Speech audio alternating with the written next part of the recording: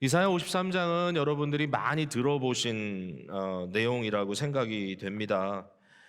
구약에 나오는 우리가 알거니와 우리 예수 그리스도의 고난에 대해서 가장 구체적으로 예언한 그런 내용이 담겨져 있고요. 저희가 순환일 같은 경우에 이 구절을 아주 자주 낭독하곤 합니다. 그래서 누구든지 이 구절을 볼 때마다 이게 우리 예수님에 대한 놀라운 예언이구나라고 생각할 것입니다. 놀랍게도 이사야가 살았던 시대는 예수님께서 오셨던 이 그리스도 사건이 벌어진 그 시대보다 700여 년이나 앞서 있습니다. 그러니까 주전 8세기에 예언을 했던 이사야이기 때문에 이 내용이 너무 좀 구체적이고 디테일하고 정말 예수님 사건을 너무나 잘 드러내주고 있기 때문에 놀랄 수밖에 없는 거죠. 그래서 이 구절을 우리가 함께 보면서 오늘 예수님을 생각한다는 것은 너무나 당연한 것 같아요. 여기에 하나님께서 택하신 종이라고 하는 타이틀이 나옵니다. 하나님께서 선택하신 종, servant이죠. 스페셜한 하나님의 종입니다. 이 종에 대한 이야기가 42장 이후로 이렇게 쭉 나오고 있는데요. 저는 이제 이게 53장의 클라이맥스를 이루고 있다라고 말할 수 있을 것 같습니다. 중요한 구약적 질문은 과연 이 종이 누군가 하는 것입니다. 우리 입장에서는 여기에 대한 답을 갖고 있기 때문에 당연히 벌써 53장을 읽을 때 그냥 예수님이 연상될 수밖에 없는데 과연 이제 구약의 관점에서 봤을 때 예수님 오시기 700년 전의 관점에서 봤을 때 과연 이 고난의 종, 이 하나님께서 택하신 종은 누구냐라는 이 질문이 있을 겁니다. 사실은 생각해 보면 이것은 현재의 질문이기도 하죠. 그러니까 아직도 메시아가 올 거라고 기대하고 있는 이 유대교의 이 교인들, 유대교도들의 입장에서는 이 구절이 상당히 좀 곤란하다라는 생각을 하게 되는데요.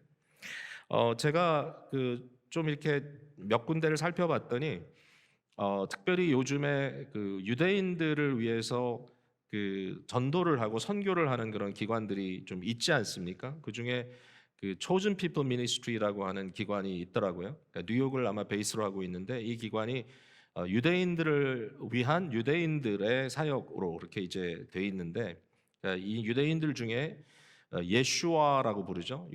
그 히브리어로 예수를 예슈아 이렇게 부르는데 예슈아를 메시아로 영접하고 받아들이는 사람들, 그러니까 그들이 하는 많은 내용들은 유대교와 상당히 모습이 비슷하지만 그러나 그들의 신앙의 중심에는 이 구약의 모든 예언들이 예수와를 통해서 성취됐다. 우리가 믿는 대로 예수를 통해 성취됐다고 믿는 그런 사람들인 것이죠. 근데 거기에 그 프레지던트인 이 미치 글래서라고 하는 사람이 누구와 함께 책을 썼는데 그 책의 제목이 The Gospel According to Isaiah 53, 이사야 53장을 통한 이 복음이라고 하는 제목으로 아예 그 책을 써가지고 이것을 그 유대인들을 전도하는데 메인 텍스트로 사용을 한다. 이제 이런 이야기를 제가 듣게 되었는데요. 유대인들 입장에서는 놀랄 수밖에 없을 겁니다. 그러니까 이 이사야 53장에 나와 있는 이 종이 과연 누구냐? 물론 그분들의 해석은 랍비들의 해석은 뭐냐면 이사야 42장부터 등장하는 이 하나님의 종은 바로 민족 이스라엘에 대한 것이다라고 이렇게 얘기를 하는데 결국 53장은 민족 이스라엘의 고난의 문제겠지만 그거 갖고 이제 부족하다고 하는 양심적인 해석의 문제가 있는 거죠. 왜냐하면 대속적 고난이라는 답이 나오기 때문에 거기에 특별히 8절에 보면 이 하나님의 택하신 종이 살아있는 자들의 땅에서 끊어졌다, 죽임을 당했다, 마땅히 형벌을 받을 내 백성의 허물 때문이라고 할 때 여기 내 백성을 유대인들의 관점에서 이스라엘 민족 유대인들이라고 해석할 수밖에 없지 않겠습니까? 그러면 어떻게 그분이 돌아가신 것이 그분을 위함이다 이렇게 그렇게 돼버리니까 이게 말이 안 되는 거죠. 그래서 결국은 해석적인 문제에서 여기에 대한 그런 이 질문을 그들이 받을 수밖에 없다라는 것입니다. 그러면 이사야 53장을 통하여 결국은 이 구약적 관점에서 놀랄 수밖에 없는 그 내용이 뭔가라고 했을 때 일단은 이러한 메시아 여기서 그려주고 있는 뭐 한마디로 얘기하면 이제 고난의 종이라고 얘기하는데 이 고난 당하신 그러니까 약해 보이고 실제로 상하고 죽임당하고 결국은 사람들에게 거절당하고 멸시당하는 메시아의 이미지가 도저히 받아들일 수가 없다라는 것이죠. 저들이 기대하는 메시아는 정치적으로, 군사적으로, 심지어는 경제적으로 저들의 문제를 해결해 줄 수 있는 참 대단한 그러한 존재로 이 세상에 등장을 해야 되는데 어떻게 이렇게 열약한 모습으로 이 세상에 등장한 이 사람을 메시아라고 부를 수 있겠는가? 이제 이 질문이 그들에게 여전히 가지고 있는 질문이라서 이사야 53장을 어떻게 다뤄야 될지 상당히 어려울 수밖에 없다라는 것이죠. 크리스찬인 저와 여러분들에게는 그럼 어떠냐라는 질문을 할 수 있는데 우리 입장에서는 이 내용이 쉽게 소화가 되느냐? 여러분 53장 1절에 보니까 우리가 전한 것을 누가 믿었느냐라고 질문합니다. 여기에 이제 앞서 52장 13절에서 15절의 내용은 하나님의 음성이 직접 대언된 것처럼 들리고 53장에는 이사야가 하나님의 마음을 받아서 그의 입을 통해서 전하는 것으로 이렇게 보이는데 우리가 전하는 것, 이사야의 이 예언이 전달됐을 때 누가 믿었느냐라는 질문을 합니다. 그 말은 뭐냐면 믿지 않는다는 얘기죠. 믿을 수가 없다. It's hard to believe. 모든 사람에게 이것은 너무나 큰 서프라이즈다라는 것입니다. 그러면서 하는 말이 여호와의 팔이 누구에게 나타났느냐? 그런 질문합니다. 여호와의 팔은요. 여호와의 강한 오른팔, 여호와의 힘 이런 걸 의미하거든요. 하나님의 힘이 누구를 통해 세상에 나타났느냐? 이 역사 속에 하나님의 능력이 나타났다면 그 하나님의 능력을 가장 구체적으로 보여주신 바로 그분이 누구냐라고 했을 때 그 다음에 나오는 구절이 좀 make sense가 안 하는 거죠. 너무 약하고 너무 평범하고 보잘것없는 그러한 분을 여기 하나님의 고난의 종으로 우리에게 보여주시고 이분이 하나님께서 선택한 종이고 이렇게 구원이 이루어졌다라고 말하고 있으니까 좀 놀랄 수밖에 없다. 물론 저와 여러분은 너무 많이 들었기 때문에 좀 놀라지 않을 것 같이 느껴집니다. 그죠? 뭐 예수님의 대속 사건도 너무 들었고 예수님이 어떤 모습으로 이 땅에 오셨는지도 들었지만 근데 제가 보기에는 여전히 고난의 종의 모티브가 그렇게 우리에게 다가오지 않는 이유는 여전히 세상 가운데 거하면서 우리는 뭔가 승리자고 뭔가 가진 자가 예수를 믿는다는 말을 듣고 싶어 한다는 것이죠.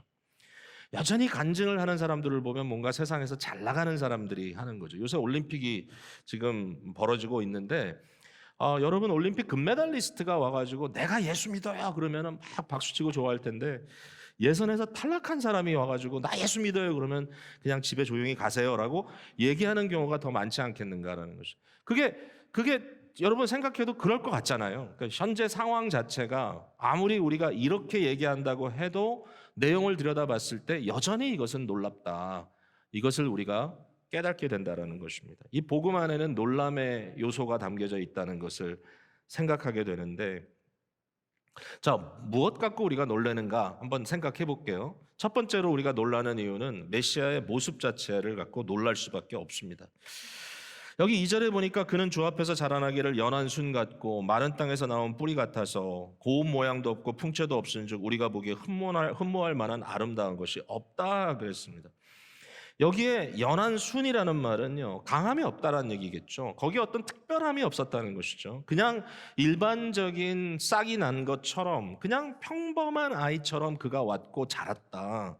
마른 땅에서 나온 뿌리 같다는 말은 좀 뭔지 몰라도 척박한 상황 가운데서 뭔가 될성한 그러한 떡잎이 아니라 뭐 싹수가 별로 안 좋은데라고 느끼는 그러한 분위기로 이분이 왔다.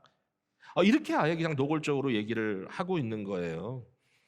어떤 귀인의 저택이나 어떤 왕궁에서 태어난 또는 거기서 성장한 그리스도가 아닙니다. 예수 그리스도에 대한 이야기를 할 때는 히브리서 11장에 모세가 에집트의 왕궁에서 자랐는데 그가 왕자가 되는 것을 거부하고 자기 백성과 함께 고난을 취했다라는 말이 적어도 예수 그리스도의 이 땅에 그분이 어떻게 등장하고 어떻게 살았는가라는 데는 똑같이 적용될 수가 없습니다.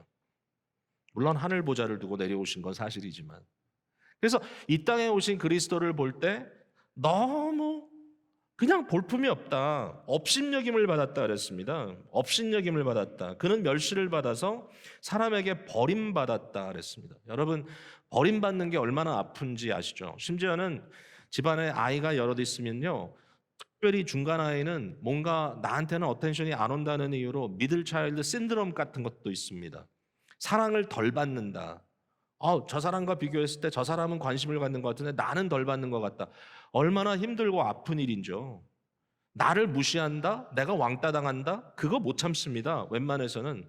왜냐하면 그건 인격적으로 너무 힘든 일이기 때문에요. 근데 우리 그리스도가 이렇게 업신여김을 받았습니다.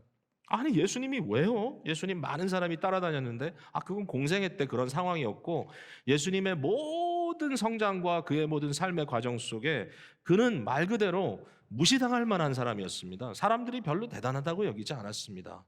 여러분 이게 성경에 쓰여져 있는 내용이라는 것이죠.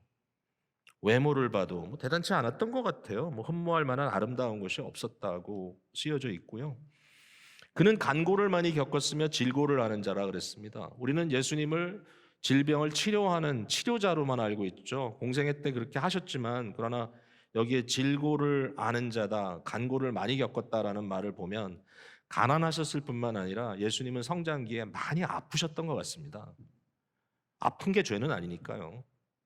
죄가 없으시다 하는 말이 그냥 아무 일도 없었다는 말이 아니잖아요.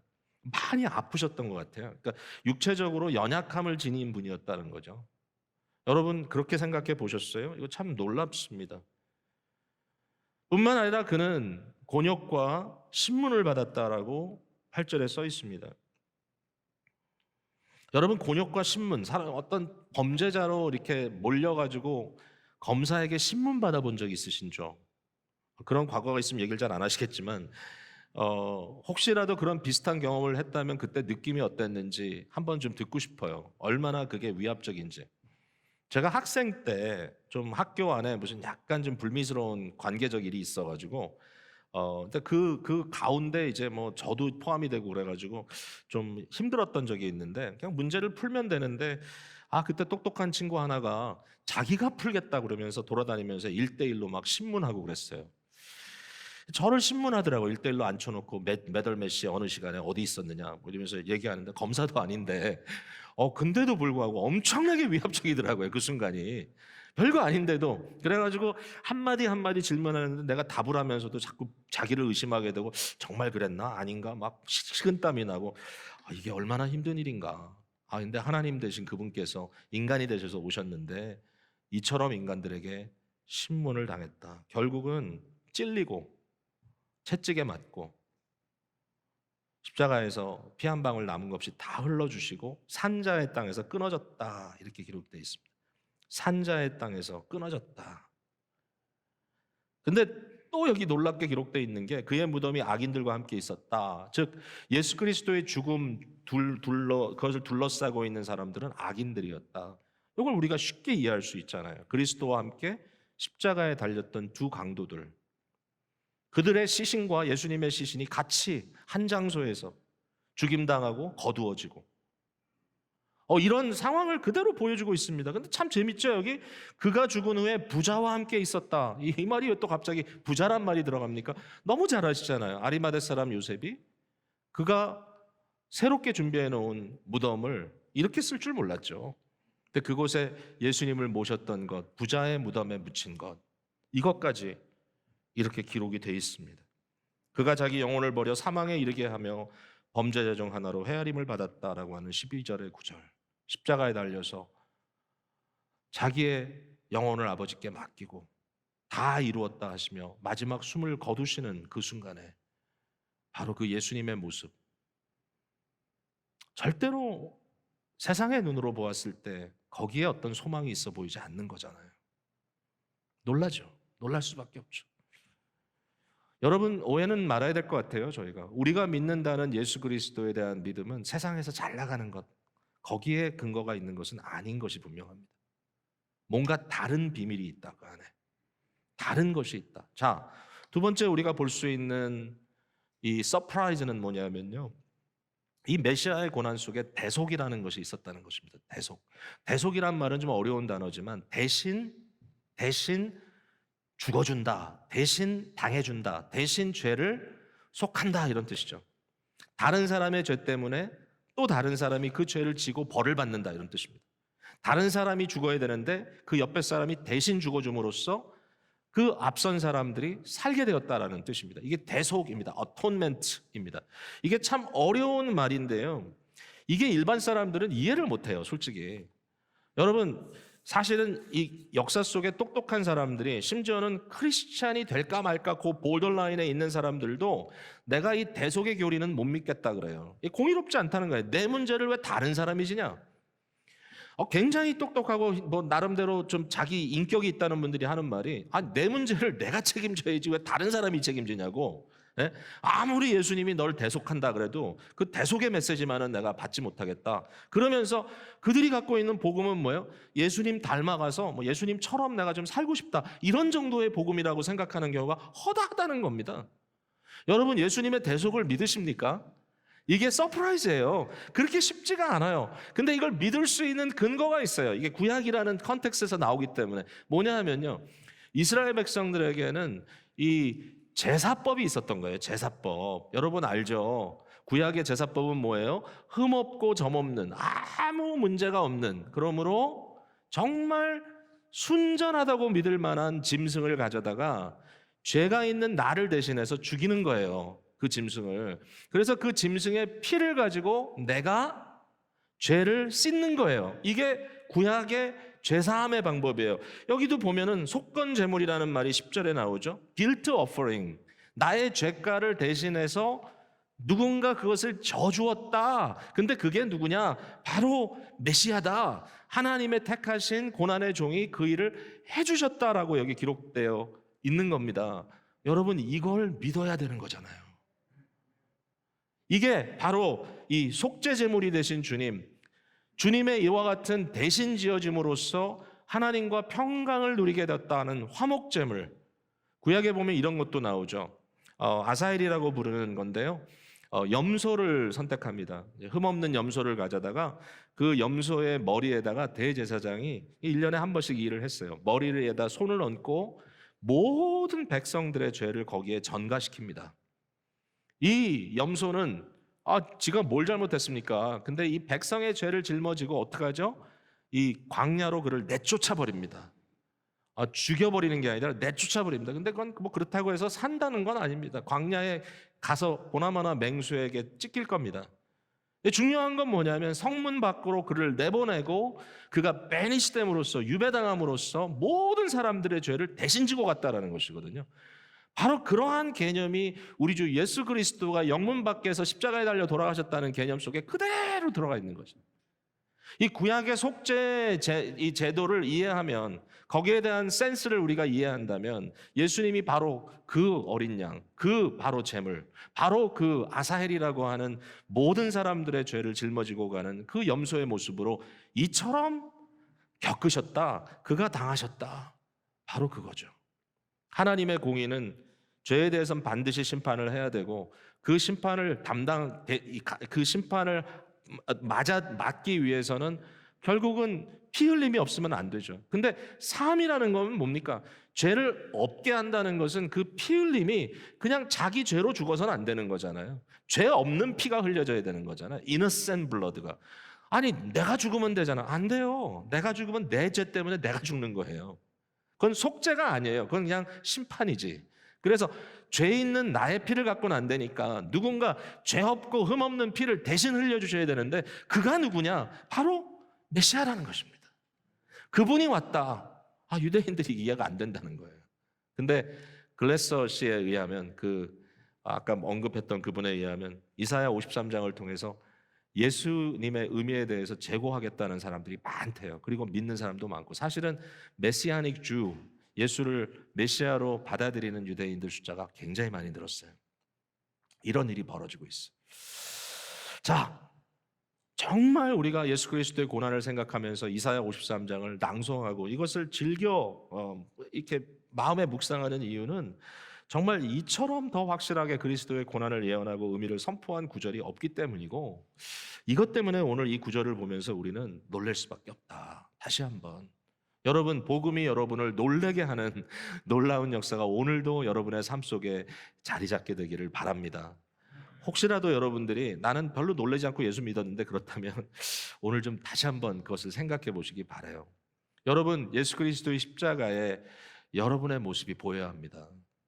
거기에 달려있는 그분이 바로 여러분의 모습과 이렇게 슈퍼 임포즈 된다 그러죠. 두 개가 같이 딱 맞닥여서 거기에 내가 죽어야 되고 내가 심판받아야 되는데 내가 버림받아야 되는데 내가 지옥 백성인데 우리 주님께서 나를 대신하여 그곳에서 그 죄가를 치러주셨다는 것이 여러분에게 놀람으로 받아들여질 때 여러분 이 시간에 그것이 내 것이었으면 좋겠다. 내가 그걸 원한다. 여러분 마음속에 자원하는 마음이 있습니까? 성령께서 주시는 마음이라고 생각합니다. I want it. 내가 그거 원합니다. 내가 그 은혜를 받기를 원합니다. 오늘 이 시간에 그것을 받기를 원하시는 분들이 계시면 받으십시오. 그냥 아멘 하십시오. 마음으로 받아들이고 영접하시고 이제는 예수님 생각하며 살아가시면 됩니다. 자, 이제 한 단계만 더 좀 제가 나가고 싶은데요. 우리를 이처럼 구원해 주신 것, 주님께서 우리를 죄와 허물로부터 건져서 사망과 이 영원한 멸망으로부터 우리를 구원해 내신 것은 놀라운 구원인데 제가 계속 강조하죠. 구원을 받았다. 근데 이 구원을 받았는데 무엇을 위하여 구원을 받았느냐라고 하는 for what, to what 이게 굉장히 중요하죠. 우린 다 구원받은 자들입니다. 우린 구원받았다는 이 사실을 마음속에 누리고 살아가는 복된 자들인데요. 그러면서 동시에 우리는 우리의 삶 속에 구원받은 자의 정체성을 지니게 되는 것이죠. 여러분, 예수 믿는다는 것이 뭡니까? 우리에게는 예수님이 everything인 것이죠. 예수님이 우리의 철학이고 예수님이 우리의 세계관이고 예수님이 우리의 비전이고요. 우리의 삶의 근거를 우리는 그리스도에게 둡니다. 크리스찬에게 당신은 뭐가 되고 싶습니까? 라고 질문하면 나는 그리스도처럼 되고 싶습니다. 나의 삶의 그리스도가 영광을 받게 되길 바라고 그 그리스도의 그 삶 속에 내가 같이 하나가 되기를 원합니다. 이게 우리의 생각이거든요. 그러면 오늘 본문 속에 과연 우리가 발견하는 이 그리스도, 우리가 따라가야 할 그리스도, 누구든지 나를 따라오려거든 자기를 부인하고 자기 십자가를 지고 나를 따르라는 그 예수님의 그 부름에 따라갈 수 있는 바로 그분의 모습이 어떤 모습인가 생각해 볼 수 있지 않겠습니까? 생각해 봐야만 하죠. 한 가지 다시 이게 뭐 같은 얘기를 반복하는 것 같은데 제가 준비하면서 좀 놀랐던 게 뭐냐면 예수님은 누굽니까? 하나님께서 인간으로 이 땅에 오셨고요. 그리스도는 가장 완전한 인간으로 오신 그분이다라고. 하나님께서 세상을 향하여 인간은 이런 거야 라고 보여주신 그분이 바로 예수님이라는 것이죠. 근데 그분이 어떤 분이냐? 만약에 최고의 인간이다, 가장 위대한 인간이다 그러면 뭐 아우라가 있고 도대체 우리가 다가갈 수 없을 그러한 존재처럼 느껴져야 될 것 같은데 전혀 아닌 거죠. 너무나 우리와 같은 분이신 거죠. 여러분, 주님께서 이 땅에 오셨을 때 구원을 받아야 하고 하나님의 국률의 대상이 되어야만 하는 당시 그 유대의 백성들이나 제자들이나 또는 우리들에게 그 주님께서 오셔서 어떻게 하셨다는 겁니까? 그들과 경쟁했습니까? 아닙니다. 그들을 이겨먹었습니까? 아닙니다. 그들을 위협함으로 자기의 어떤 권위를, 자기의 능력을 뽐냈습니까? 아닙니다. 다시 말씀드리지만 세상의 눈으로 비쳤을 때 우리 주님은 그렇게 뛰어나 보이지 않았습니다. 세상의 눈에 저분은 역시 그리스도야 그렇게 보이지 않았다는 거예요. 가장 그분을 가까이서 보았을 고향 사람들이 예수님 영접하기가 너무 어려웠습니다. 우리 다 아는 사람 아니냐? 목수 아니냐? 어떻게 잘하는지 내가 보지 않았느냐? 그 사람이 뭐가 특별하냐? 그런 평범한 자로 오셨다는 겁니다. 예수님은 전쟁을 하시고 또 전쟁을 이기고 또 이기려고 하는 그런 의기양양한 모습으로 오신 분이 아니고요. 우리가 그토록 닮고 싶고 우리가 그토록 따라가야 하는 그 그리스도, 그의 철학이 우리의 삶이 되어야 되는 이 그리스도가 그런 것이 아니었다는 거예요. 싸워서 뭐 사람을 압제하고 이기고 하는 그런 모습이 아니었다는 거예요. 그럼 뭐냐라고 했을 때 거기에 대한 제일 중요한 답은 이사야 53장의 가장 중요한 답은 뭐냐면은 남을 위하여 고난을 감수하신 분이다라는 거예요. 그의 인생의 특징은 뭐냐? 남을 위한 고난을 그가 당하셨다는 거예요. 예수님이 평범하다는 말이 그가 비겁했단 말 아닙니다. 그가 두려움 속에 살았다는 말 아닙니다. 그건 참 대단해요. 예수님은 그런 모습 아니었어요. 또 예수님의 말씀 속엔 진리가 있었으니까 아마 사람들에게 얻어맞는 한이 있더라 할지라도 예수님은 양심의 소리를 냈을 것 같아요. 그 주님이 정말 하려고 했던 것은 뭐냐? 바로 사람들의 고난을 대신 짊어지시는 겁니다. 그는 핍박을 받았습니다. 그 일로 인하여 예수님을 두려워하며 곤란스럽게 여기는 자들의 비겁한 채찍질을 예수님께서 받으셨습니다. 온 몸이 상했습니다. 근데 이 상한 모든 것이 그냥 예수님이 아무 이유 없이 받은 것이 아니라 이것을 대신당했다. 영어 단어 중에 vicarious라는 단어가 있습니다. 좀 어렵죠. vicarious. 이 말은 뭐냐면 대신 그 자리를 당해준다라는 것입니다. 대신당함. 예수님이 대신당했다. 이게 예수님의 길이다. 자, 여러분 여기에 대해서 어떻게 생각하세요? 이게 우리랑은 좀 거리가 먼 일인가요? 생각해 보면 이 세상에는 남에게 의존하여서 생명을 유지하는 존재가 참 많습니다. 여러분 우리가 요즘 고민하는 이 바이러스도요. 코로나 바이러스도 어떤 사람을 점령했잖아요. 근데 그 사람이 죽고 나면 그 바이러스도 죽습니다. 왜냐하면 살 수가 없습니다. 생명이 없으면. 그러니까 결국 기생하는 겁니다. 우리 몸에 있는 기생충이라는 거 있죠. 그래서 기생충이라는 영화도 만들었죠. 사회적 어떤 상황을 세타이어하면서 어떤 생명에 붙어가지고 자기를 유지하는 바로 기생충. 생각만 해도 막 끔찍하고 우리 속에 기생이 이 벌레들이 다닌다. 요즘은 뭐 약도 잘 드시고 뭐 대부분 청결하고 해서 이런 문제가 많이 없겠지만 그러나 우리 몸 속에 여러 가지 생명체들이 사실은 존재하잖아요. 받아들일 수밖에 없잖아요. 자, 근데요, 이걸 나쁘게만 볼 수는 없는 거죠. 부정적인 요소만 있는 건 아니에요. 이런 다른 생명에 기댄다는 것을 봤을 때. 그리고 이것이 예수 그리스도의 삶을 나누는 방법이었다라고 생각할 때 이것이 부정적인 것만 아닙니다. 제일 좋은 예는 뭐냐면은 생명을 다른 사람을 통해서 얻는 이 상황을 숭고하고 거룩하게 만드는 것은 바로 임산부입니다. 아기를 베면요, 그 아기는 그 뱃속에 있는 태아는요, 엄마의 생명에 달려 있습니다.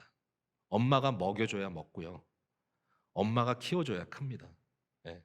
엄마의 생명을 떠나서는 존재할 수 없어요. 여러분 그거 갖고 뱃속에 있는 아기를 기생한다 그러지 않잖아요, 우리가. 그건 당연하다. 사랑의 돌봄이다.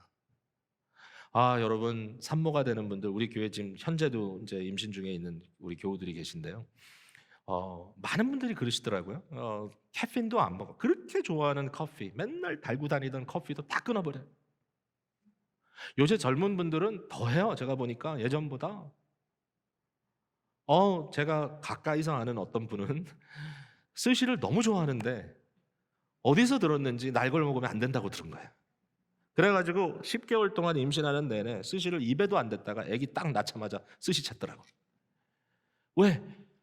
어떤 피해도 주고 싶지 않은 거예요. 몸에 열이 펄펄 납니다. 몸살 때문에 끙끙 앓고 있으면서도 타일레놀, 에드빌 안 먹습니다. 왜? 어떤 피해라도 가는 것을 원치 않기 때문에. 생명을 품어준다? 누구를 위해 대신당한다? 나의 삶을 흘려보낸다? 여러분, 이것이 우리가 그렇게 상대를 나쁘게 볼 일만은 아니다. 이것을 숭고하게 만드는 역사가 바로 사랑이라는 것입니다. 사랑의 수고. 대신당해주는 사랑에 대해서 성경이 뭐라고 말하고 있냐? 자, 여러분 49장으로 한번 가보세요. 이사야 14절을 제가 보겠습니다. 49장 14절. 오직 시온이 이르기를 여호와께서 나를 버리시며 주께서 나를 잊으셨다 하였거니와. 15절 같이 읽습니다. 시작. 여인이 어찌 그 젖 먹는 자식을 잊겠으며 자기 태에서 난 아들을 긍휼히 여기지 않겠느냐. 그들은 혹시 잊을지라도 나는 너를 잊지 아니할 것이라. 그리고 16절에 내가 너를 내 손바닥에 새겼다 그랬습니다. 시온이 말합니다. 이스라엘이 말합니다. 하나님이 우리를 잊어버렸다. 어떻게 우리가 이런 어려운 고난과 환난 속에 빠질 수 있느냐? 여기에 대해서 하나님께서 그들에게 뭐라고 말을 합니까? 엄마가 그 젖 먹는 아기를 잊을 수 있느냐? 자기 태에서 난 아이를 엄마가 긍휼히 여기지 않을 수 있느냐? 태 속에 있는 자기 배에 있는 아이를 엄마가 홀대할 수 있느냐? 거기에 대한 답은 기본 상식은 아니죠. 그럴 수 없다. 근데 하나님 뭐라고 말씀하십니까? 그들이 혹시 잊을지라도 뭔가 부족한 부모가 있어서 그런 문제가 혹시라도 있을지라도 하시는 말씀이 뭐죠? 나는 너를 잊지 않겠다. 나는 너를 끝까지 품겠다. 나는 너를 끝까지 함께 가겠다. 여러분이 계속 듣고 있는 얘기잖아요. 하나님 편에서 나는 너를 품겠다. 그러면서 뭐라 그래요? 내가 너를 내 손바닥에 새겼다. 너를 내 손에 새겼다. 우리가 영광 중에 그리스도를 다시 만날 그날, 놀랍게도 성경이 증거하는 것은 예수님의 양손에 못 박혔던 못자국이 여전히 있을 거라는 것입니다. 그 상처가 뭐냐? 이사야 49장의 레토릭에 의하면 바로 그 상처가 내 이름을 새긴 것이다. 예수 그리스도의 십자가 사건에 내 이름이 새겨져 있었고 내 이름이 새겨진 곳은 바로 예수 그리스도의 손바닥, 그의 펌에 저와 여러분의 이름이 새겨져 있고 바로 이와 같이 자기를 내어주시는 것 때문에 우리가 살았다. 이게 예수님의 모습이고 이게 하나님의 마음이에요. 사랑하는 성도 여러분, 그리스도의 사랑이 이런 것이기 때문에 우리가 그리스도를 따라간다는 그 삶 속에는 대신 당해주는 원리가 반드시 있어야만 합니다. 여러분들 가운데는 정말 여러분의 마음을 아프게 하는 자식들 때문에 고생하시는 분들도 계실 겁니다. 혹시라도 여러분의 가족 중에 어떤 어려움이 있는데 해결되지 않고 너무 오랫동안 지속되기 때문에 여러분이 그것을 안고 가는 것이 참 어렵게 느껴질 수도 있을 겁니다. 그러나 여러분, 예수 그리스도 안에서 그 사랑은 아가페의 사랑입니다. 단순히 긍휼히 여기는 스토르게의 사랑을 뛰어넘는 여러분의 자기 집착 때문에 자기를 위해서 나를 생각하면서 한다면 병듭니다. 그것이 나에게 병이 되고 그것이 나에게 심각한 문제로 다가올 수 있습니다. 그것이 아니라 그 상황에 대한 비관과 온갖 상황에 대한 비난을 마음에 품으면서 억지로 하는 것이 아니라 그리스도 예수의 이름으로 내게 주신 이 청지기의 삶을 감당하는 것. 아니, 왜 내가 이걸 해야 되죠? 그런 이슈가 너무 많잖아요. 왜 내가 해야 되지? 아니, 우리 식구들이 이렇게 많은데 왜 우리 자녀 중에 내가 일을 맡아야 되지? 주께서 여러분께 하실 수 있게 하셨다면 그것이 바로 대신 지어주는 vicarious life입니다. 이 세상에서 크리스찬이 드러나는 유일한 길은 흠모할 만한 외모도 아니고 여러분이 특별히 부유해서도 아니고 여러분의 학벌이 아주 뛰어나서도 아니어야 된다라고 생각합니다. 물론 세상은 그걸 보겠지만 크리스찬이 세상에 드러나는 방법은 바로 대신 짊어주는 사랑 때문입니다. 여러분이 부유한 크리스찬이라면 그것은 여러분의 부유함이 여러분 스스로에게 머무는 것이 아니라 다른 사람의 짐을 짊어주기 위하여 그들을 대신 살리기 위해서 나눠주는, 대신 지어주는 짐이 되기 때문이고요. 여러분의 외모나 심지어는 학벌이라 할지라도 그것이 의미가 있다면 크리스찬으로서 그것은 바로 다른 사람을 대신 지어주기 위한 도구가 되기 때문일 것입니다. 크리스찬을 크리스찬 만드는 것, 예수의 사람을 예수 사람 만드는 것은 바로 대신 지어줌입니다. 우리 가운데 봉사하는데 굉장히 뛰어난 은혜가를 이렇게 누리시는 분들이 계신데 말 그대로 제가 얘기를 그렇게 했습니다. 누린다. 근데 가끔 보면은 좀 마음이 좀 섭섭할 때가 있습니다. 누가 봉사를 한다, 잘한다, 많이 한다 그러면 그분이 할 수 있으니까 형편이 되니까 하겠지. 이렇게 이야기하는 경우들이 있는데요. 저는 그런 마음은 옳지 않다고 생각합니다. 내게 힘들면 저 사람에게도 힘든 것이고 내게 바쁜 시간이면 저 사람에게도 바쁜 시간인데 왜 저 사람은 저렇게 헌신하고 봉사할까? 대신 나눠주고 대신 짊어지는 것을 실천하는 것이라고 생각합니다. 이건 모두가 해야 될 일입니다. 오늘 나의 삶의 자리에서 내가 어떻게 대신 지어줄 수 있을까? 내 여력을 가지고 할 수 있는 게 많지 않을 수 있다 할지라도 그러나 우리의 삶의 어느 부분이라도 우리는 그리스도의 사랑의 실천이 이루어지는 그 부분이 있음을 확인해야만 합니다. 모든 것이 나의 집착이고 자기 사랑이고 자기 욕망에 근거한 것이라면 안타깝습니다. 예수 그리스도의 사람은 예수 그리스도의 사랑을 참게 되겠죠. 이런 이야기를 할 때마다 솔직히 제가 설교자라는 게 부담스러워요. 왜냐하면 너는 어떤데? 라고 질문할 가능성이 많기 때문이죠. 그럼에도 불구하고 선포돼야 할 복음은 우리의 진리입니다. 품고 가시는 저와 여러분 되기를 주님의 이름으로 축복을 드립니다.